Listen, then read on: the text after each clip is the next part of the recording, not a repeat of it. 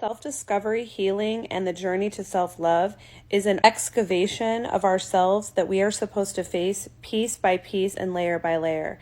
I think anybody who's going through the healing journey wants to attain the healing as quickly as possible and as completely and comprehensively as possible because we want the pain to end.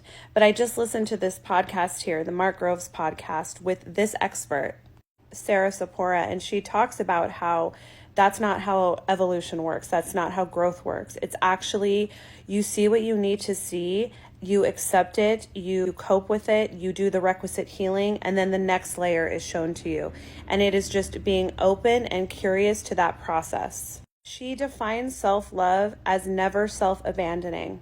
And I absolutely love this definition because how many times do we abandon ourselves, especially in relationships, because we have the need to be chosen? How many times do we not express our needs and show up in our full humanity that's sometimes really out there and crazy and can cause a big ruckus because we're playing small and we don't want to lose our partner or we don't want to have a big fight? That is self-abandoning. So self-love is the process of, in a relationship, being consistent and true to ourselves and our needs. And it's also being single if we need to, because we will not accept breadcrumbs and we will not self-abandon. She talks about her own healing journey and how it started with a really gnarly breakup. And so, of course, I totally related because I'm going through the same thing. She talks about how for the first time she had to actually look at the ways that she was showing up and making choices that were undermining what she ultimately wanted. It's very similar to this idea that we keep seeing on TikTok that you don't have a type, you have a pattern. And I realized that in all of my past relationships, I have chosen people that couldn't show up for me fully, that were not emotionally available, and many times they were toxic. Why would I attract a toxic person? Well, my caregivers had a lot of problems, and I was taught through those early formative years that to love was to accept bad treatment, to accept hot and cold behavior, to have mixed messages, like 1 minute they're treating you well, the next minute they're treating you poorly. And I learned how to adapt to that by making them love me, by playing small or people pleasing so that they would love me. And now I'm just repeating that in many of my relationships, dating people that mimic my caregivers.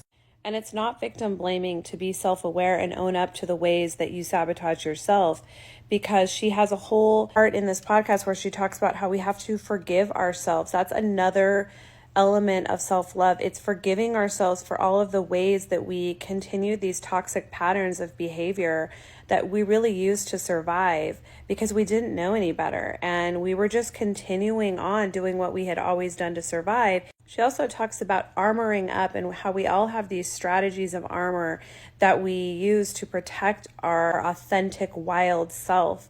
And she used the example of always having to be like the out there, loud, bigger girl that had a voluptuous body and would show off her body, and that oftentimes her clothes were an armor in which she protected that vulnerable side to her, that messy side to her, the human side.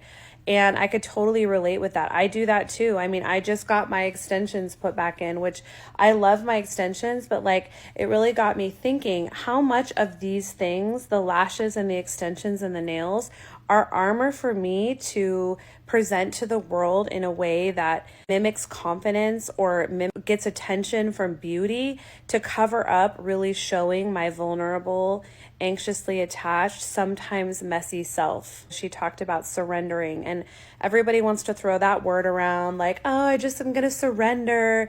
And they were kind of mocking that word and how it's just overused. But she gave this really great analogy of imagining Tom Cruise hanging off of the cliff with just his fingers, and he can see down below this luscious, flowing, crystal clear water, and he knows once he hits the water, he's going to be fine. He's Tom Cruise. He's going to survive. He's going to do great.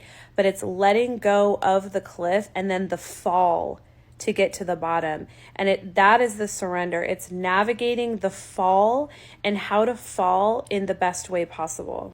And I loved this part because oftentimes surrender means showing up in our full humanity. It means being a messy, freaking human and not apologizing for it. Crying to your best friends, being a puddle on the floor in front of others, not always looking your best, sometimes looking disheveled, having a rough time at work, like all of the ways that we show up as messy ass humans. And our society has demonized these things as, well, if you're a mess, that means that you are not doing life correctly. But it's the opposite. If you're a mess and you're messy, you are doing life correctly, because that is the human experience, and normalizing that and surrendering to it.